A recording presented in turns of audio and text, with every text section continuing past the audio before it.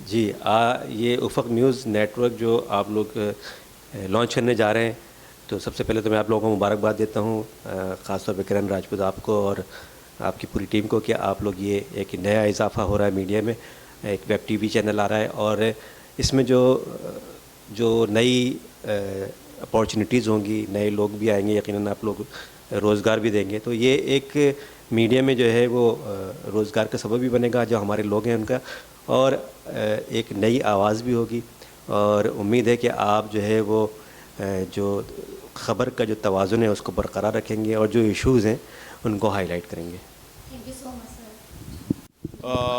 Best of luck UNN channel.